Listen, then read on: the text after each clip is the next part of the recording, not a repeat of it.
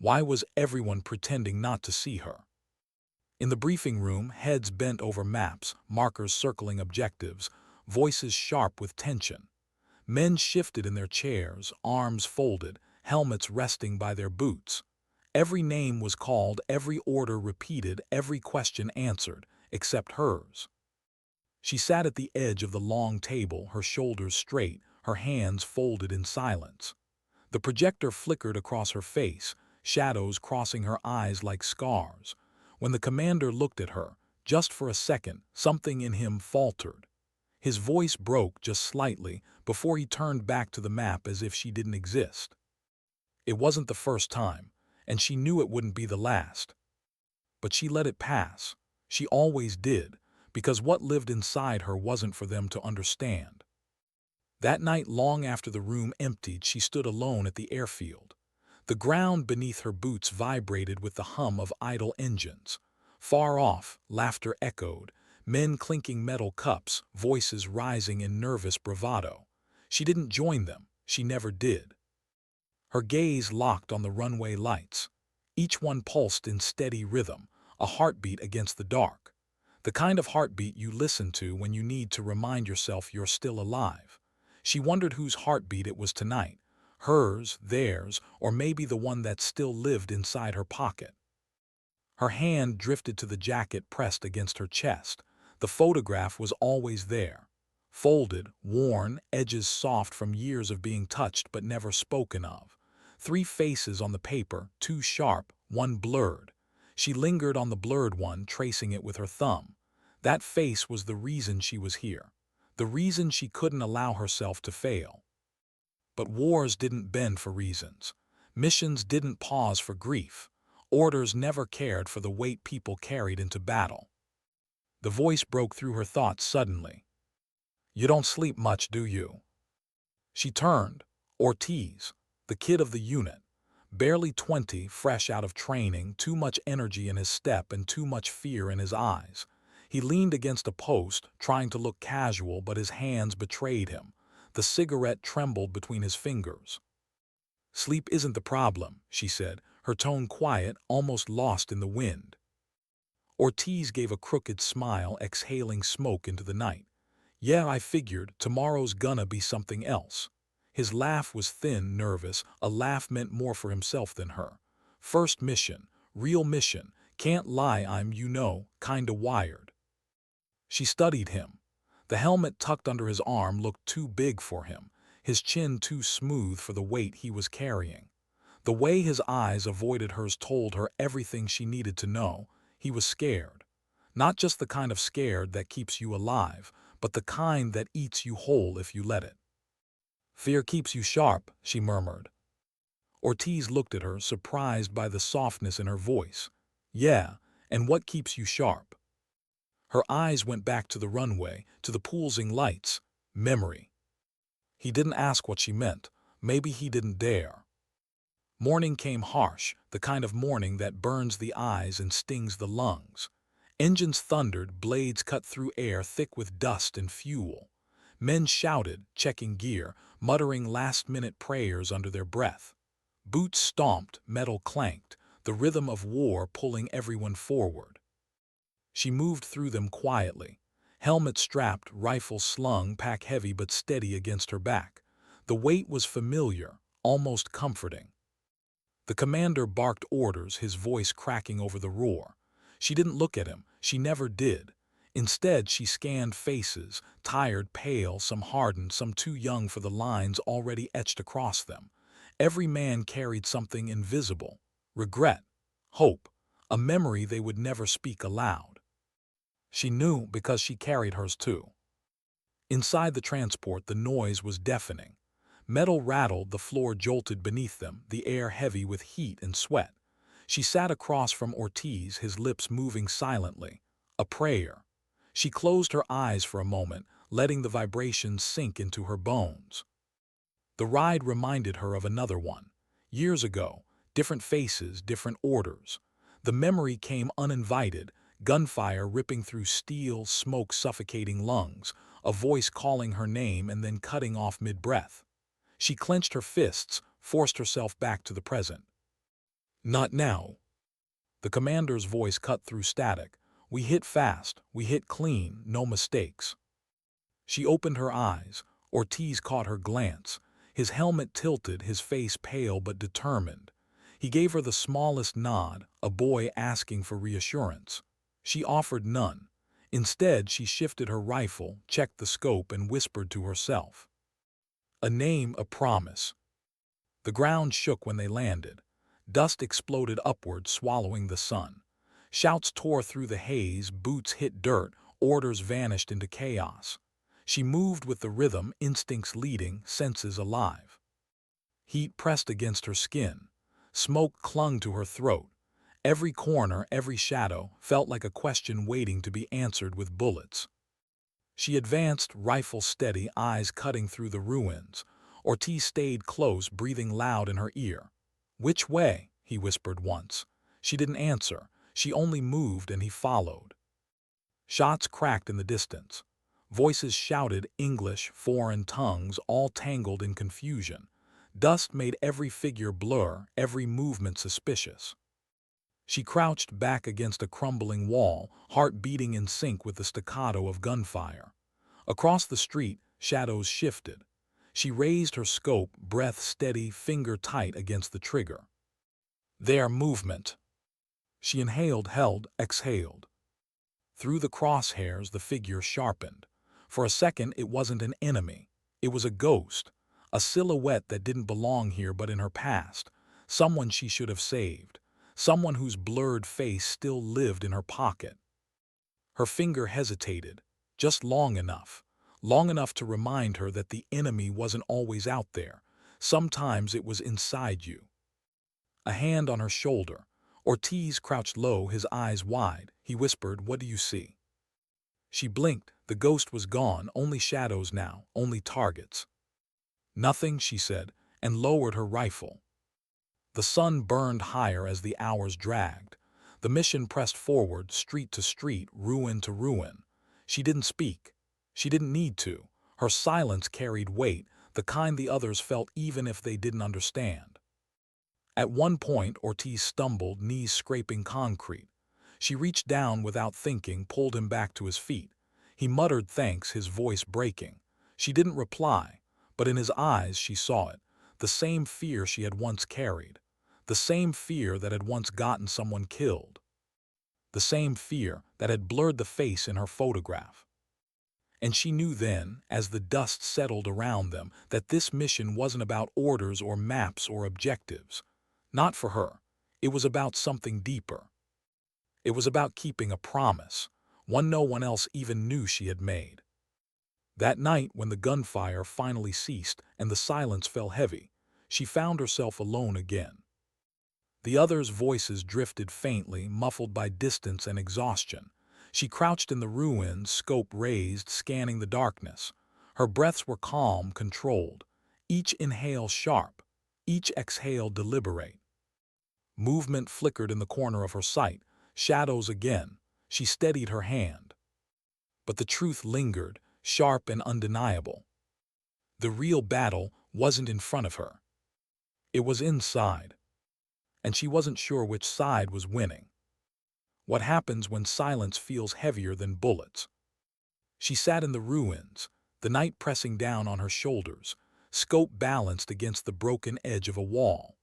The moon carved slivers of light across shattered stone, painting shadows where enemies might hide, or where memories liked to linger. Her breaths were steady, but her mind was not. The blurred face from the photograph still haunted the corners of her vision. Every flicker in the dark became him. Every movement reminded her of what she had lost. She whispered his name once under her breath. The sound barely escaped her lips, a ghost carried on the wind. And yet, something about saying it made her feel less alone. Behind her, boots scuffed against loose gravel. She didn't turn. She already knew the rhythm. Ortiz. "You ever think about what happens after this?" His voice was low, careful, as if afraid of disturbing the night itself. She didn't answer right away. Instead, she tracked movement through her scope. Just shadows, always shadows. "After," she finally asked, her tone sharp but tired. Yeah, like we finish the mission, we get on the bird, we go home. Then what? What do we do with everything? His voice cracked slightly on the last word. She lowered the rifle, letting her eyes rest. Ortiz's silhouette shifted behind her, his cigarette glowing faintly in his hand. Too bright, too dangerous. He covered it when he noticed her glare. Some things, she said slowly, don't follow you home, they stay here, buried. Ortiz chuckled nervously. Yeah, and some things. She paused. The blurred face rose in her mind, sharper now, painful. Some things follow you everywhere. The silence after her words stretched. Ortiz didn't reply.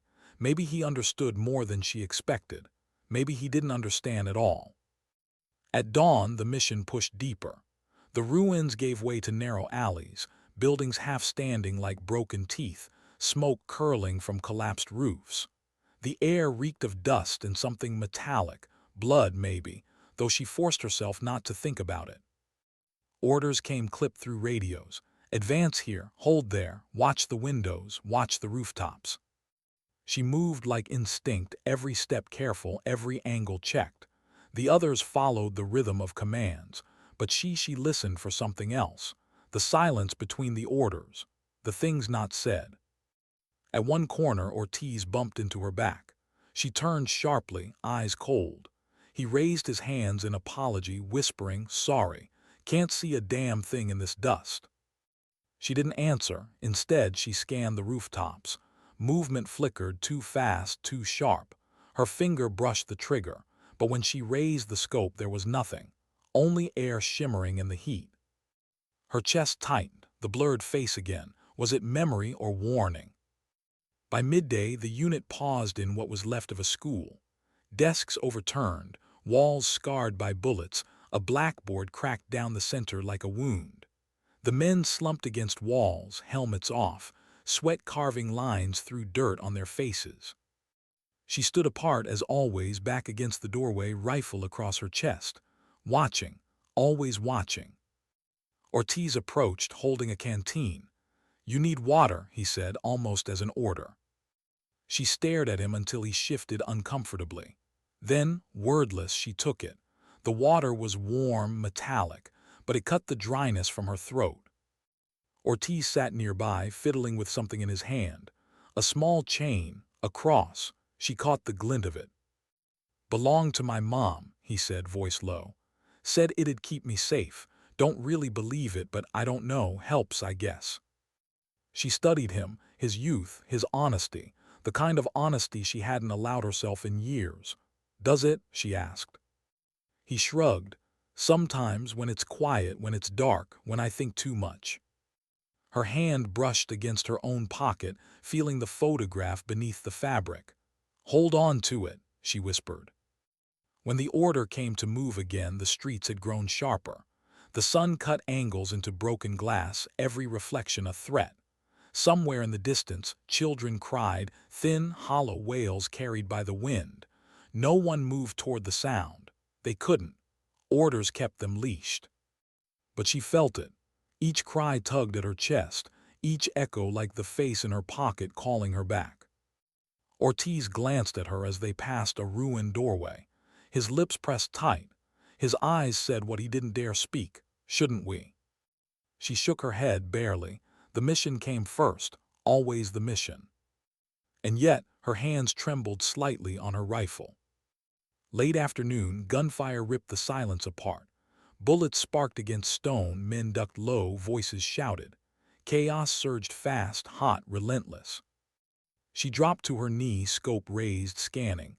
Shadows darted between walls. Muzzle flashes bright against darkness. She steadied, fired once. A figure collapsed. Another flash. She fired again. The rhythm returned. Breath, trigger, silence. But then her scope caught movement.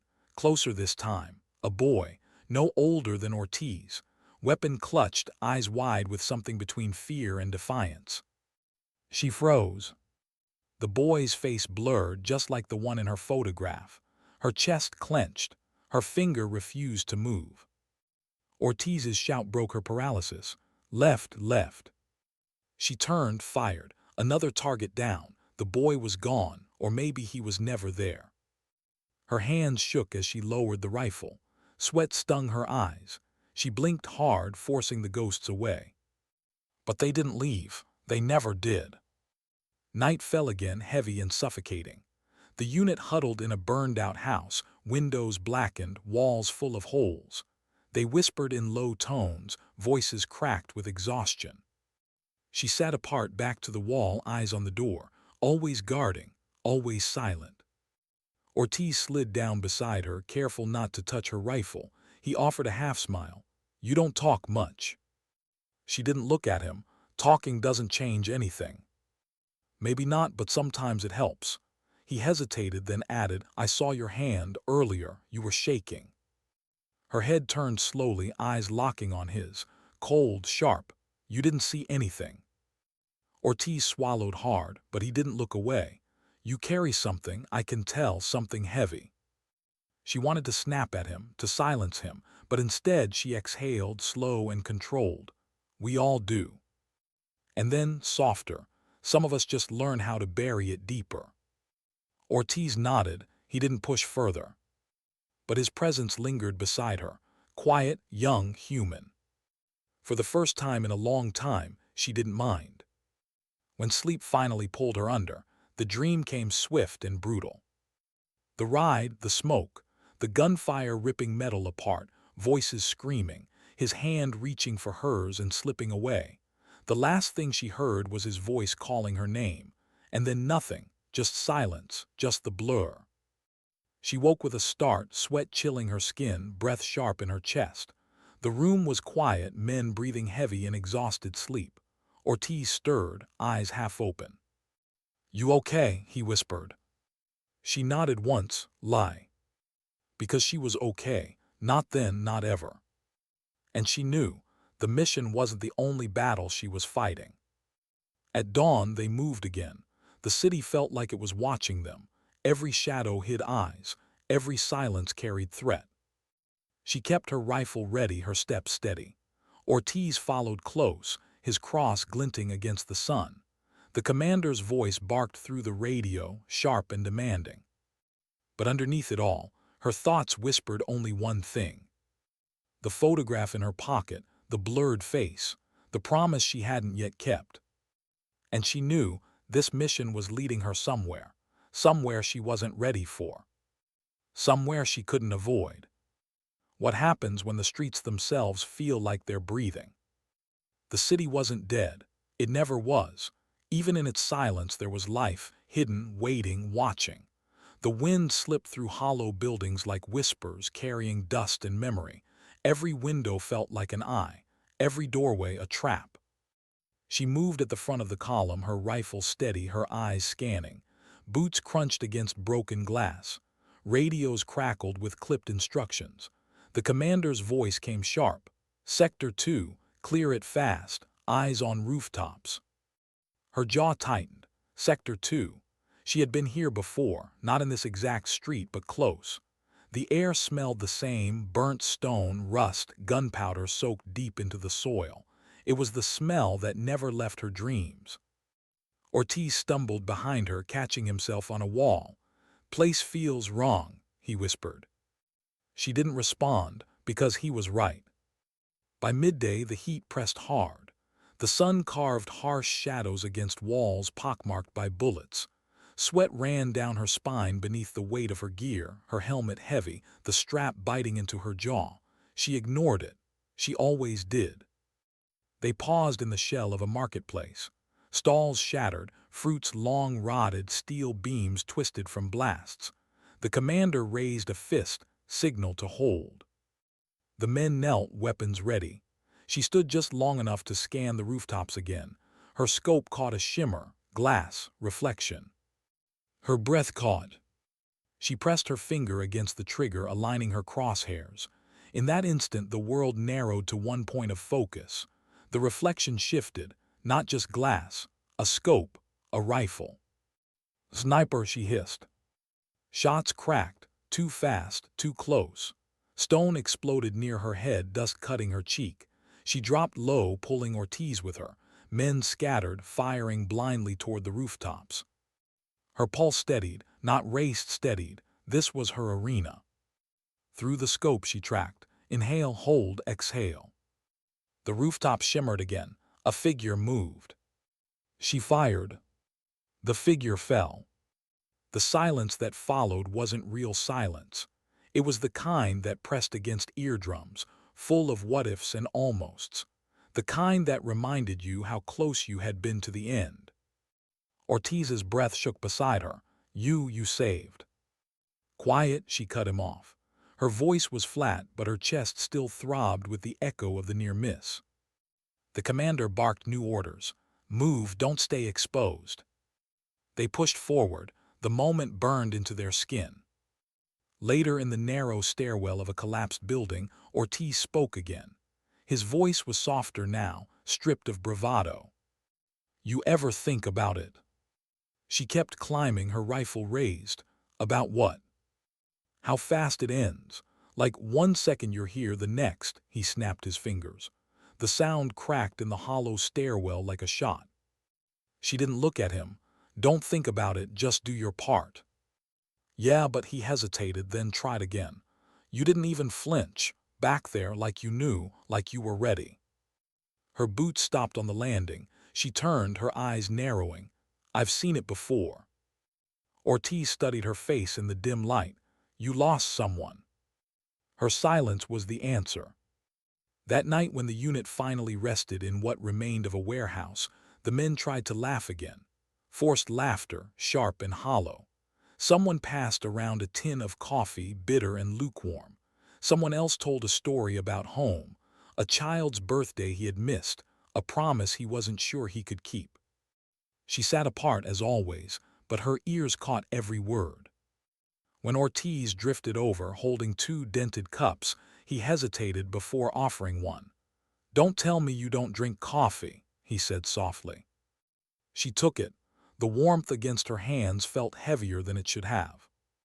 They sat in silence for a long time, the others, voices a background hum. Finally, Ortiz whispered, who was he? Her grip tightened on the cup. The face, Ortiz said carefully. The one you keep in your pocket, you whisper a name, I've heard it. Her throat closed. The silence between them stretched until it ached. You don't have to tell me, he added quickly. I thought maybe carrying it alone is harder. She turned her eyes on him. He didn't look away. His youth made his honesty unbearable. Her voice, when it came, was low, fragile. He was my brother. Ortiz blinked, surprised. She sipped the coffee, the taste bitter, her chest tight. We came here together, first deployment. He was younger, too eager, too sure of himself. He didn't make it. The words caught in her throat like shards of glass. She forced them out anyway. I promised I'd bring him home. I didn't. Ortiz's face softened, guilt flickering in his eyes. I'm sorry. She shook her head. Don't be. Sorry doesn't bring the dead back. Her gaze dropped to the cup. The liquid trembled with the shake in her hands. She hid it by finishing the drink, burning her throat with the last drop. Sleep didn't come that night. When she closed her eyes, the dream returned. The ride, the blast, his hand slipping from hers, the silence after. She woke with her rifle already in her hands, her breath sharp, her eyes wet. No one noticed, or if they did, they pretended not to. The next day, the unit pressed further into the city. The commander's voice was harder now, tighter. Casualties weighed heavy on him, though he never spoke of it. Orders came clipped, sharp, as if speed alone could save them. They moved through an alley where laundry still hung on broken lines, stiff with dust. She caught sight of a child's shoe, half buried in rubble. Her chest tightened. Ortiz followed her gaze. His lips pressed together. He didn't speak. But she saw it in his eyes, the question. The same one she asked herself every day. How many faces do we step over just to reach the next mission? By late afternoon, the ambush came. Gunfire erupted from rooftops, alleys, windows. Explosions tore the street apart. Men shouted, ducking, firing back. Dust blinded, smoke suffocated. She dropped low, scope raised, movements precise. A rooftop figure, Fire, another fire. Her rhythm returned, deadly and cold. But when Ortiz fell beside her, his cry sharp with pain, the world shifted.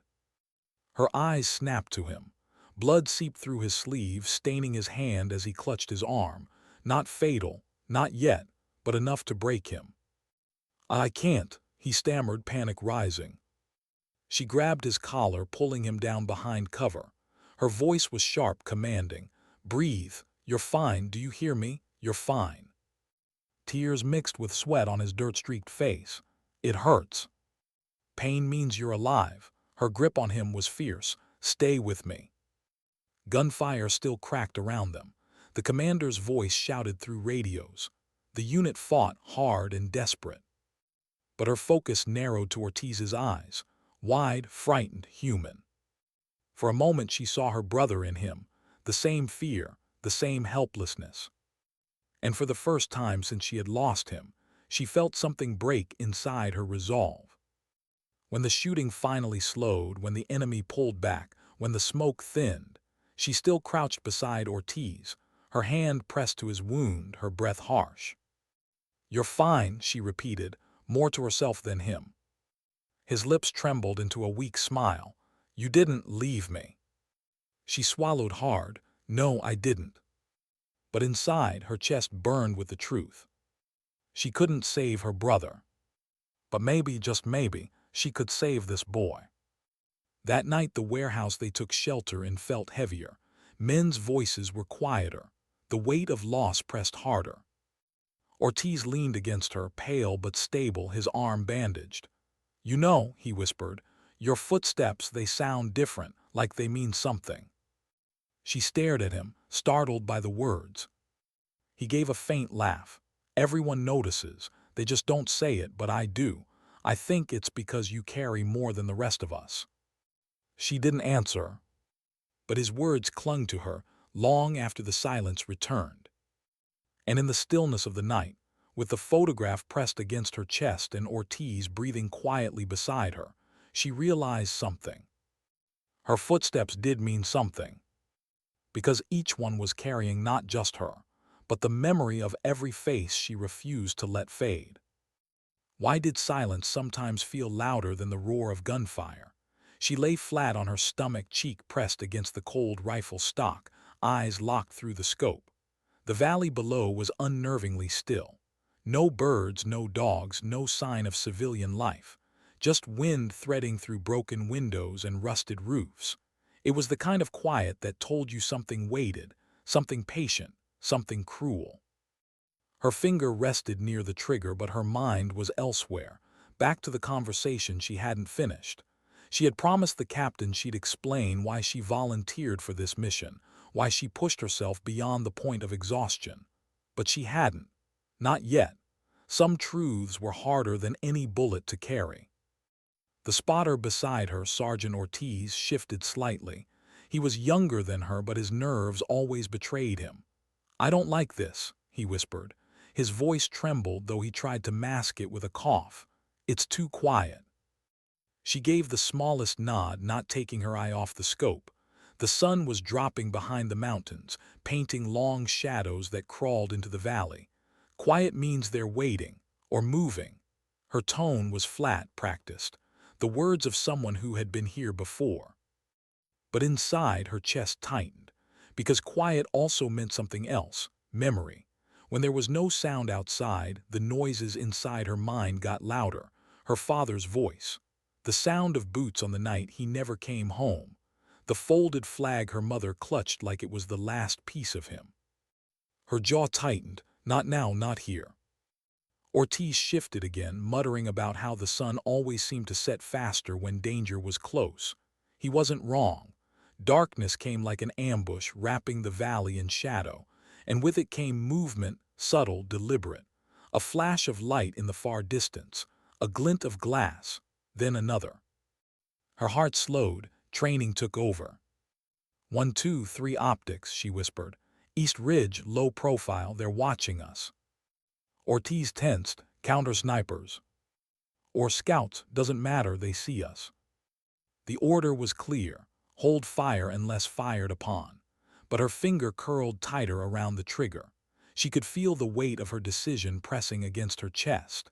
If she fired first, she might save Ortiz, the patrol below, herself. But she might also break the fragile code of engagement, sparking something larger. Ortiz whispered again, fear leaking into his voice. "What do we do?" She exhaled slowly, steadying the rifle, the scope's crosshairs dancing across the ridge. In that moment, she wasn't thinking of rules. She wasn't even thinking of survival. She was thinking of footsteps, her father, echoing in her memory. The way his voice once told her that courage wasn't loud. It was quiet. Sometimes it was silence. She lowered her rifle just slightly. And then the first shot cracked. Not hers. The dirt beside Ortiz's head exploded, spraying his cheek with grit. He yelped, rolling instinctively. She was already firing back before the echo of their shot faded. Her first round cracked into the ridge, scattering rock.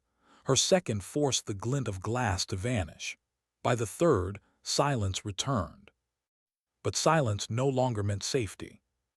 Ortiz cursed under his breath, rubbing the side of his face where dirt had stung him. That was too close. She scanned the ridge again, pulse steady now, breath calm. That was a warning. They're testing us, seeing how fast we react. He gave a dry laugh, one without humor. Yeah, well, they got their answer. But she didn't laugh, because she knew the truth. They hadn't gotten their answer yet. They'd only opened the door. By the time they rotated back to the forward post, the others could read it in her face. Something was shifting. The captain cornered her quietly, away from the others as rations were passed out. His voice was low but firm. "They're watching us, aren't they?" She nodded, scouts or worse. He studied her, not just for intel, but for the weight she carried. "Why do I get the feeling you're holding back more than you're saying?" Her throat tightened. She could lie. She could say it was nothing. But the truth was burning inside her, clawing to be spoken. So she said only part of it, because I know what happens when you underestimate silence. The captain held her gaze for a long time, then gave a small nod. He didn't press further. Maybe he sensed there was more, something she wasn't ready to say. Later that night, as the camp settled into uneasy rest, Ortiz couldn't sleep. She could hear him shifting on his cot, whispering to himself. Finally, he spoke up, his voice barely above a breath.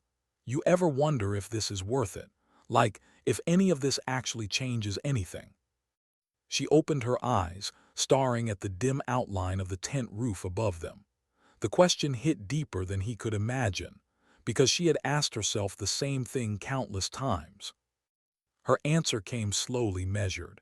It doesn't change the world, not always, but sometimes it changes one person's world, and maybe that's enough. He was quiet for a long while after that. When he finally drifted to sleep, she lay awake, listening to the wind press against the canvas, listening for footsteps outside.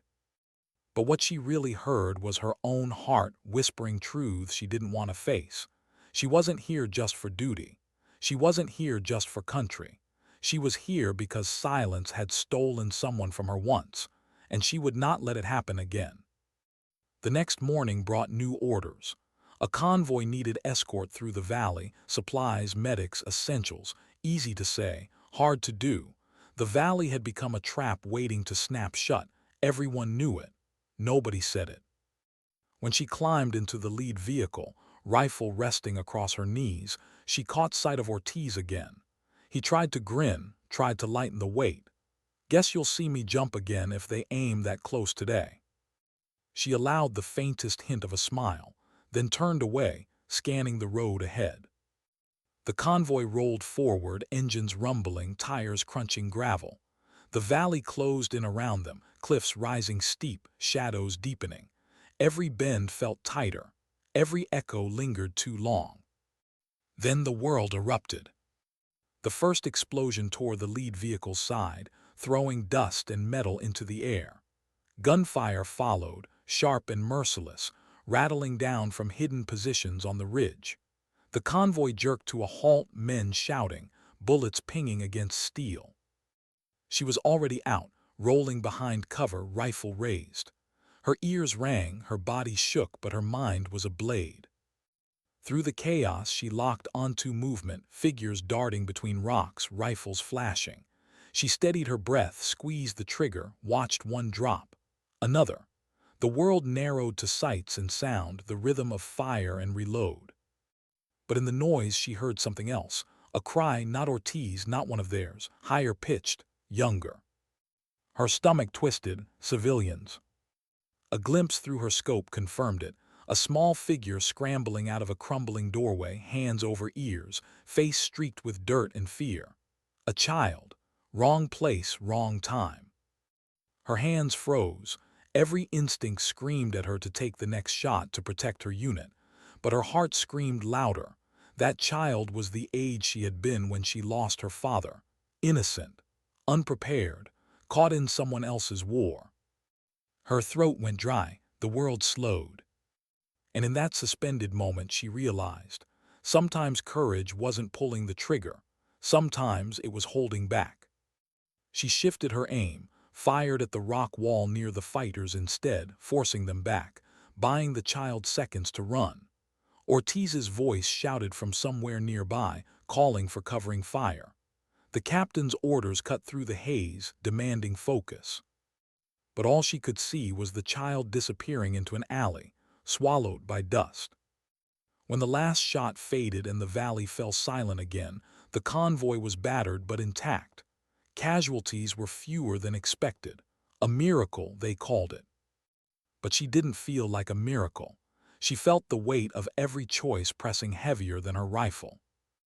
That night, as Ortiz cleaned his gear, he looked at her with a strange expression.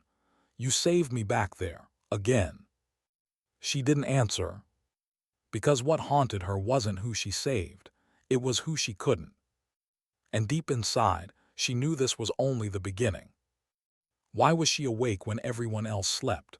The camp was wrapped in darkness, the only light a weak lantern flickering near the captain's tent. Yet her eyes refused to close. She lay still on her cot, rifle within reach, listening. Not to the wind, not to the distant mountains, but to the silence that pressed in, heavier than any enemy. Sleep was supposed to bring rest. For her it brought echoes.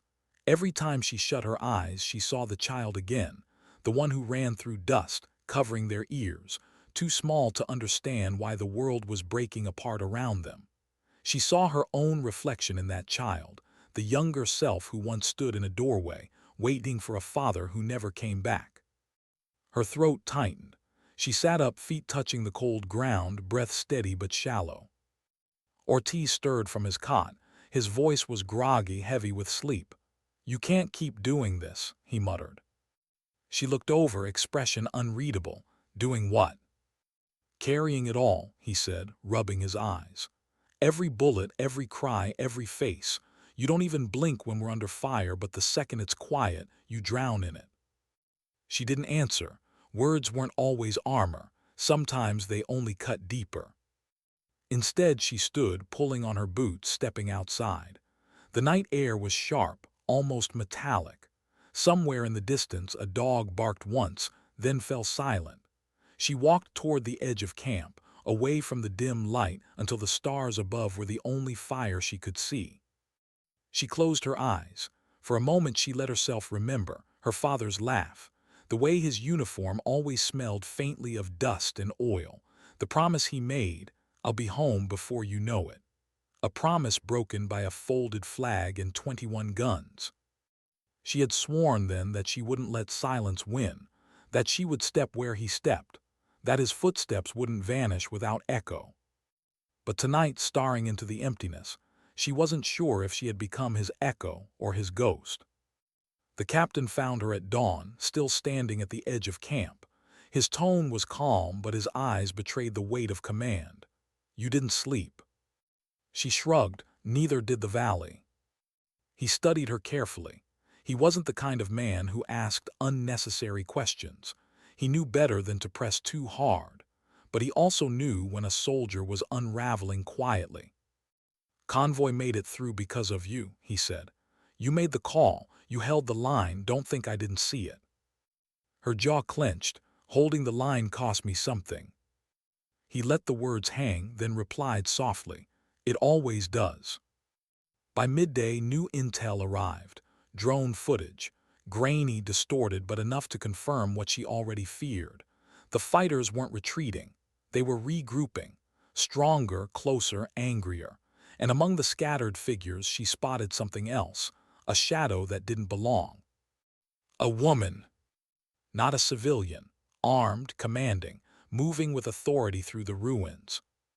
Her stomach twisted, because she recognized the posture, the walk, the air of someone who carried silence like a weapon.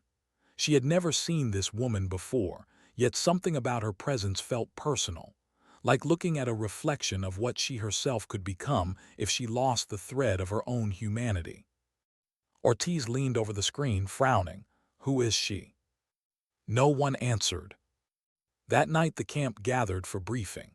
Plans were laid, maps drawn, risks measured. They would push deeper into the valley to cut off supply lines.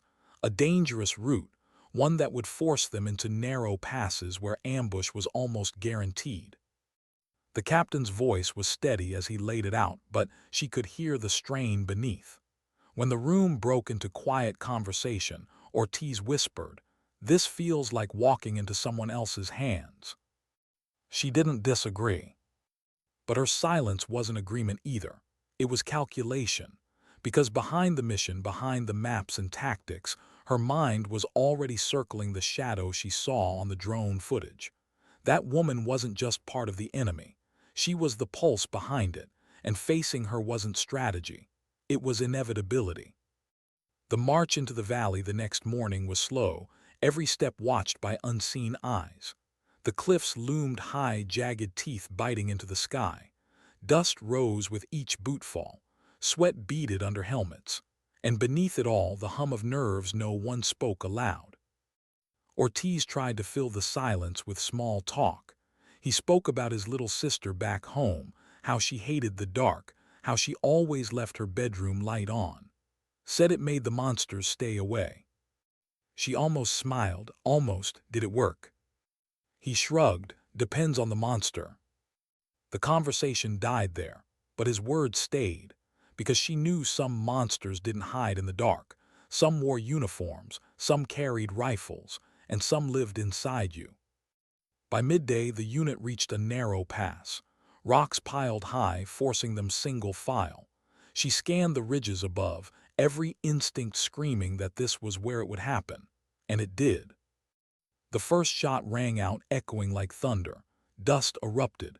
Shouts filled the air. Fighters poured from hidden crevices, rifles flashing.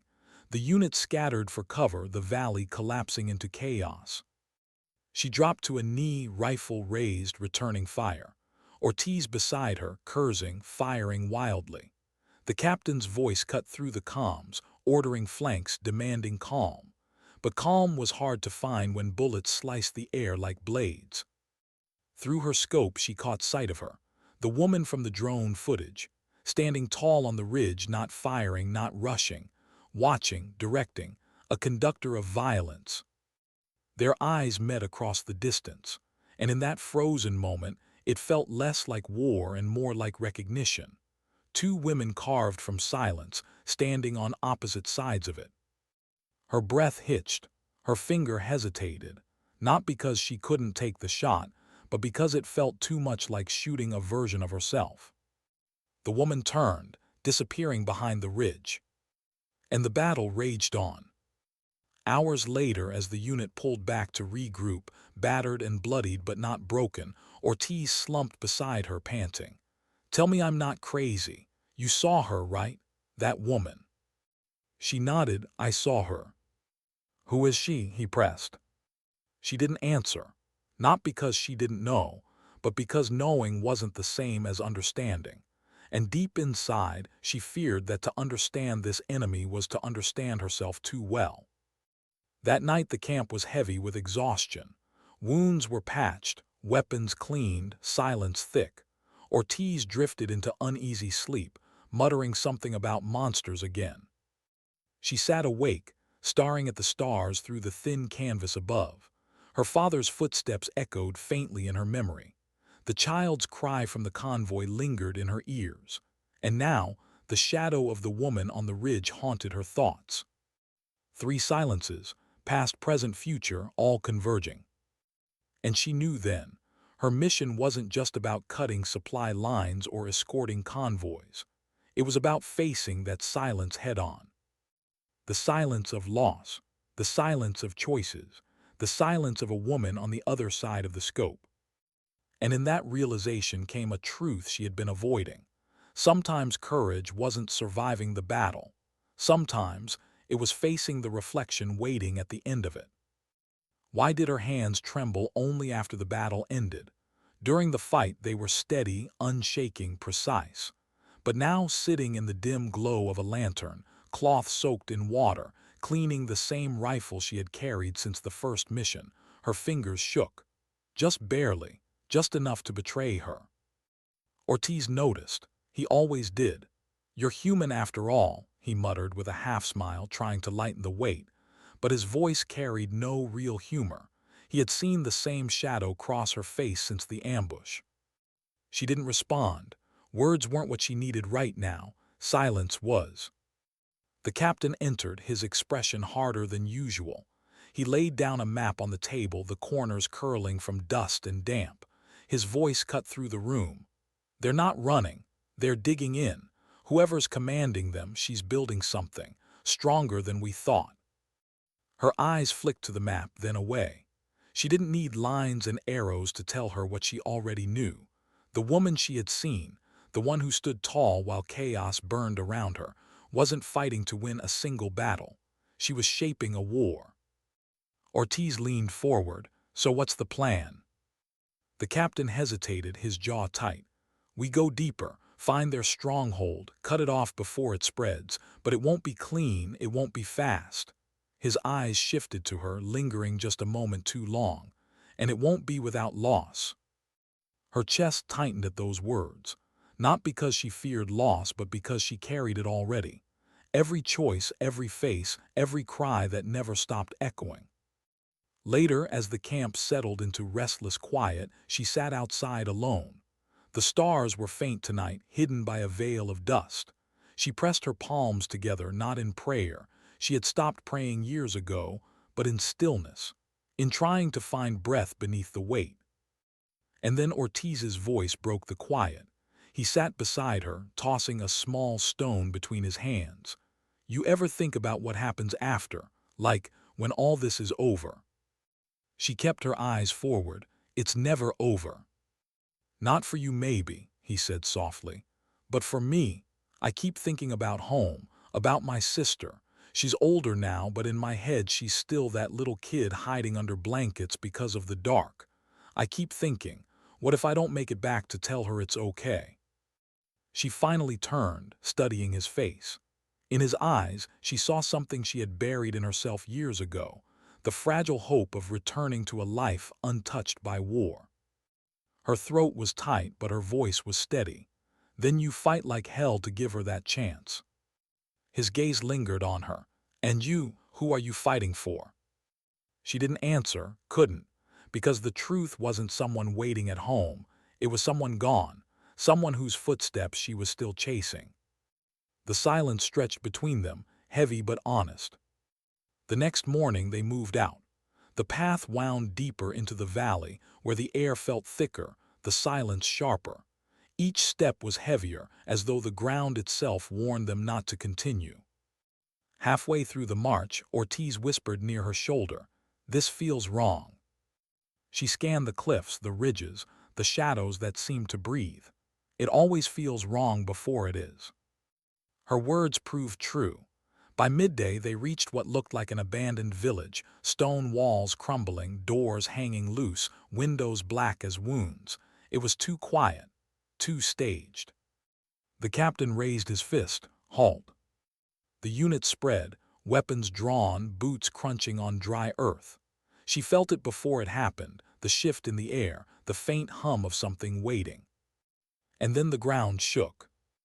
The explosion tore through the center of the square, throwing dirt and stone into the air. Shouts erupted. Figures emerged from the ruins, rifles raised, eyes burning with intent. She hit the ground, rolling into cover, rifle already up. Ortiz shouted near her, firing wildly, his breath ragged. The unit scrambled, chaos unraveling fast. But through the smoke, through the madness, she saw her again, the woman. Standing in the open this time, calm amid the fire, issuing commands with a simple gesture of her hand. Fighters moved at her signal, coordinated, ruthless. She wasn't just a shadow anymore. She was the storm. Their eyes met across the battlefield, and again time slowed. Her heart pounded, but not with fear, with recognition. She saw in that woman not just an enemy, but the mirror of who she could have become had her choices been different. A leader forged in silence, carrying her own ghosts. Her finger hovered on the trigger. This was her chance, the clean shot, the one decision that could end it all. But something inside her resisted, because she knew pulling that trigger wasn't just about ending a battle. It was about killing the reflection staring back at her. The moment shattered when Ortiz yelled her name, pulling her back into chaos. Bullets tore through stone near her head. She dropped flat, firing back, the decision unfinished. The fight dragged into hours. By the time the last shot faded, the village was dust and ruin. Bodies littered the ground, smoke rising like ghosts. The unit was bloodied, battered, but still breathing. Ortiz collapsed beside her, chest heaving, dirt streaking his face. "Tell me we won." She scanned the horizon. The woman was gone, vanished into shadow once more. Her voice was hollow when she answered, "We survived." The captain regrouped the men, his face lined with exhaustion. But his eyes carried something heavier. He looked at her, not as a soldier, but as someone who knew she was holding something back. That night, as the camp settled into uneasy silence, Ortiz sat across from her, cleaning his rifle with hands that shook worse than hers. "She's not like the others, is she?" he asked. She shook her head slowly. "No, she's not." "Then what is she?" he pressed. Her answer came like a whisper, almost to herself. "She's proof." "Of what?" Her gaze was distant, lost in memory, in shadows, in footsteps that no longer walked. That silence makes leaders, or monsters, sometimes both. Ortiz didn't understand fully. How could he? But he didn't press further. Instead, he let the silence stretch between them, heavy but alive. She lay awake again that night, staring at the stars through smoke and dust, her heart a storm she couldn't quiet. The faces of her past, the cries of the innocent, the reflection of the woman on the battlefield. And she realized with a sharp ache, her fight was no longer just survival, it was reckoning. A reckoning with silence, with herself, with the woman who stood on the other side of the scope. And she knew, with a weight that settled deep into her bones, that their paths weren't just crossing, they were colliding. Why did the radio fall silent just when she needed it most? The question hung inside her helmet like a curse. Static filled the earpiece, jagged and hollow, and for a moment she thought maybe her mind had simply refused to hear anymore. But the truth was harsher. The line was dead. The one tether she had to the others gone. She slowed her breathing, steady, calculated, even as her pulse betrayed her. Silence had weight. It pressed against her ribs, heavier than the armor strapped across her chest. She crouched low, pressed into the jagged rock, her rifle cradled against her shoulder. Below her stretched the valley floor, swallowed in mist, broken by the faint glow of lanterns far off. Somewhere in that haze the target still moved. Somewhere in that fog her mission lived or failed. But without the radio, she was alone. Her first instinct was anger. They had promised redundancy. Backup frequencies, overlapping signals, satellite link. Yet here she was, cut off, stranded. Her second instinct, fear. Not for herself, but for them, for the team. If she couldn't hear them, could they still hear each other? Were they alive? Her jaw tightened. Fear wouldn't help. She shifted her weight inch by inch, feeling the grit of stone bite her knees. The air smelled of rain, Not the clean kind, but metallic, storm-heavy, carrying whispers of rust and gun oil. She closed her eyes. For a moment she let herself drift backward, memory, not movement, to the nights she had spent alone before, waiting, wondering. Nights when silence had meant he wasn't coming home, when letters stopped, when certainty collapsed into shadows. Her father's face had lived in silence long before it lived in photographs. She had learned then, silence was not absence. Silence was waiting. And so she waited. Minutes stretched, her muscles burned, locked in stillness. Then a flicker, movement at the edge of the mist. A figure, faint, dragging something. She raised her scope. The glass caught a bead of rain, distorted the image. She wiped it clean with a practiced flick. Clarity returned. It wasn't the target, it was one of theirs. A soldier, stumbling, weapon slung across his back, his steps uneven. Her chest tightened. She whispered his name into the void as though the silence could be bent by will alone. He couldn't hear her. He was bleeding. Every instinct screamed at her to break cover, to run down the slope and drag him out. But instincts got people killed. She steadied her hands, swept the scope further. Beyond him, deeper in the haze, shadows moved, too many to count. They followed, slow, patient. They weren't rushing. Predators rarely did when they knew their prey was hurt. Her finger rested on the trigger, but one shot would echo, shatter the quiet, announce her position. One shot would mean she was no longer a ghost, but a mark. She exhaled, slow, choices. Every mission came down to choices, and some choices scarred forever. Her mind whispered a cruel truth. Saving one could mean losing the many. Yet she couldn't let the thought root too deeply. She remembered the promises they made before stepping off, the unspoken ones soldiers carried in their marrow. No one left behind. She slid from the rock, body low, rifle hugged to her chest. Each step was a negotiation with gravity, silence, fear.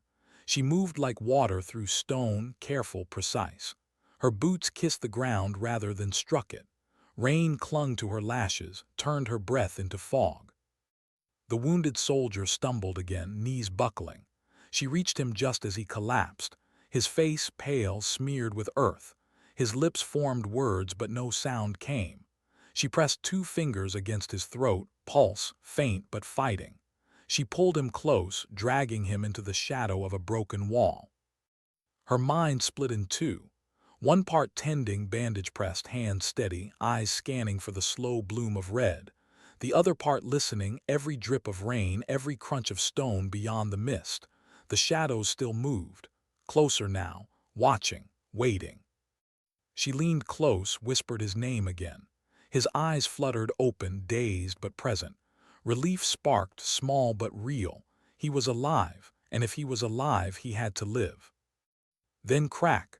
A sound that wasn't rain, wasn't stone. A rifle bolt sliding into place. Her entire body froze. She didn't turn her head, turning was noise, movement. Instead, she let her ears lead. To the left, 10 meters, maybe less. Her heartbeat thundered. She thought of her mother's voice once, telling her to listen to storms. That thunder always came after lightning.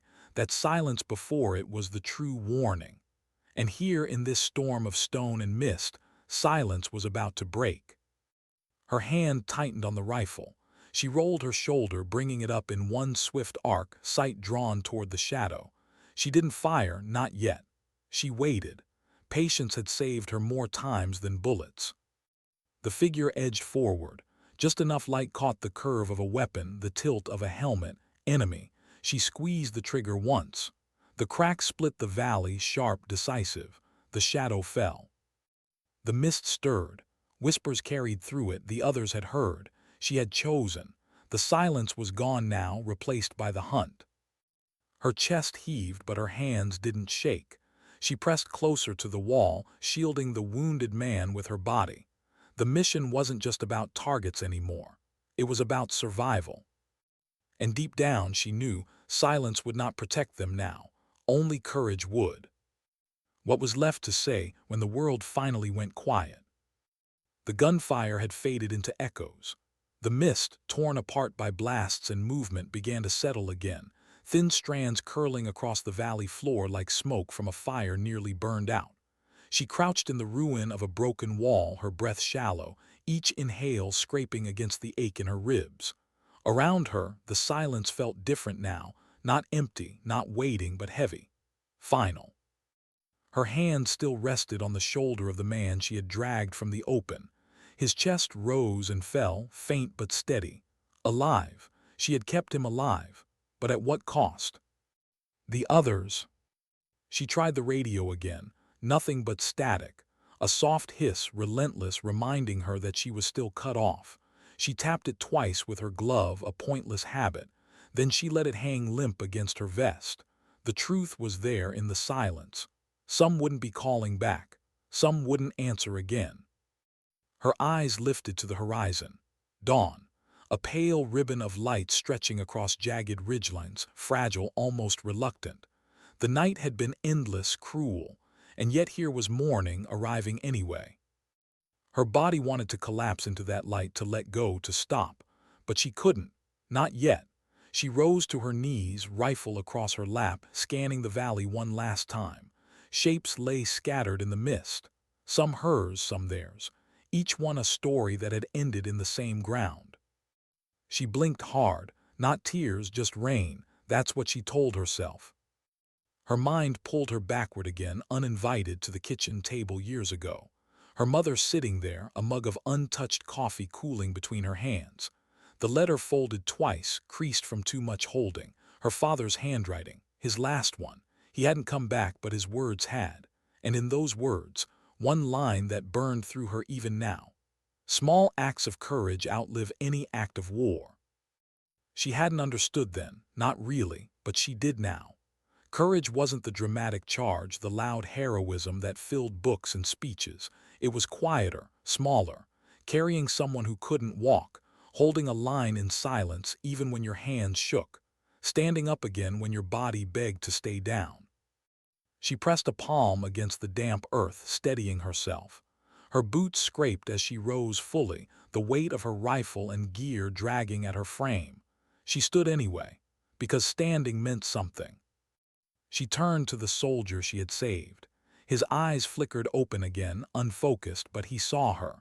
For a moment his lips parted, struggling for words. She leaned closer. "Don't," she whispered, her voice steadier than she felt. "Save it, just breathe." He did. She glanced once more to the horizon. The mission, they had been chasing something, someone. A target with a name she'd whispered in her head 100 times, a face she'd memorized from blurred photographs. But in this moment the mission felt like it had already shifted. The target was still out there, perhaps slipping further away with every second. Yet here in her arms was a different kind of victory, one that mattered. Her boots pressed into the mud as she lifted him again, his weight draped across her shoulders. Her muscles screamed, her back arched, but she bore it. Step after step, slow, grinding. Each footfall deliberate, each one echoing the promise she carried. And as she walked, the silence followed. Not the same silence as before, the kind that threatened and warned. This silence was gentler, respectful. The kind of silence that followed when a choice had been made, when courage had spoken without words. Somewhere behind her, the valley kept its secrets. Bodies would remain where they had fallen. Questions would linger unanswered. Not all stories were meant to be told. But hers was still being written, one step at a time, in the dirt, in the rain, in the dawn. When she finally reached the ridge, she stopped. The world opened before her. Villages in the distance, smoke rising in lazy spirals. Mountains stacked one upon another, their edges glowing gold in the newborn light. She stood there, the man heavy on her back, and let the sight wash through her. No words came, none were needed. Because sometimes dignity doesn't speak, it simply acts. And her footsteps told them everything.